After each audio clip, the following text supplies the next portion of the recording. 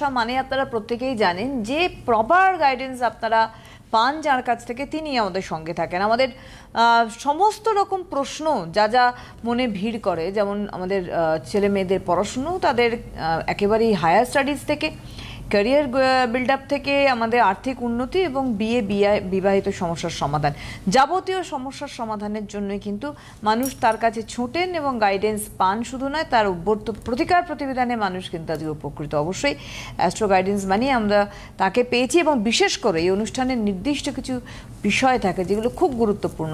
আজকেও কিন্তু তেমনই একটি গুরুত্বপূর্ণ বিষয় রয়েছে যে আমরা প্রত্যেকে রেগে যাই। সেই রাগকে যদি আমরা কন্ট্রোল করতে পারি, আমরা যদি সেই সময় শান্ত থাকতে পারি, তাহলে আমাদের অনেক উপকার হতে পারে। ঠিক কীভাবে আমরা জানবো? আমাদের সঙ্গে রয়েছেন অবশ্যই বাকসিদ্ধ মাতৃ সাধক শ্রীরামকৃষ্ণ। অনেক অনেক স্বাগত দাদাকে অনুষ্ঠানে আসার জন্য। নমস্কার, আমার সকল দর্শক বন্ধুদের প্রণাম জানাই এবং আমার আরাধ্য দেবী তারামাকে প্রণাম জানিয়ে এবং আমার গুরুদেবকে প্রণাম জানিয়ে, আমার পিতা মাতা এবং আমার সকল গুরুজনকে প্রণাম জানিয়ে আজকের অনুষ্ঠান শুরু করছি।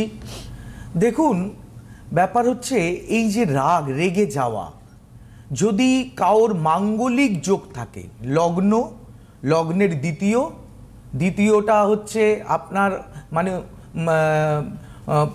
পশ্চিম ভারত বা দক্ষিণ ভারতের মানুষরা বেশি মানেন দ্বিতীয়, চতুর্থ লগ্নের সপ্তম, লগ্নের অষ্টম, লগ্নের দ্বাদশে মঙ্গল যদি থাকে, তাহলে হচ্ছে মাঙ্গলিক যোগ।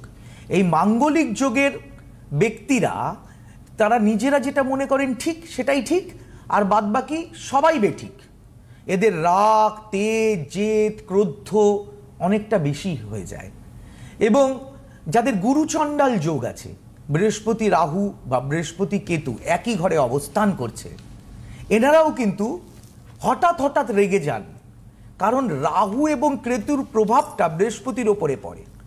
বৃহস্পতির কারো কথা হলে আপনি ন্যায়নিষ্ঠ, ধর্মপরায়ণ, সহজে কারোর কাছে মাথা নিচু করবেন না, আপনার নিজস্বতাবোধ বেশি থাকবে, উচ্চাকাঙ্ক্ষা প্রবল থাকবে, আপনি জ্ঞানী, উদার, চিন্তাশীল, বুদ্ধিমান, একদম সুন্দর ব্রাহ্মণের একটা ধরন আপনার থাকে। কিন্তু যেহেতু আপনি চণ্ডালের ঘরে সঙ্গে বসবাস করছেন, তাই রাগ হতে বাধ্য।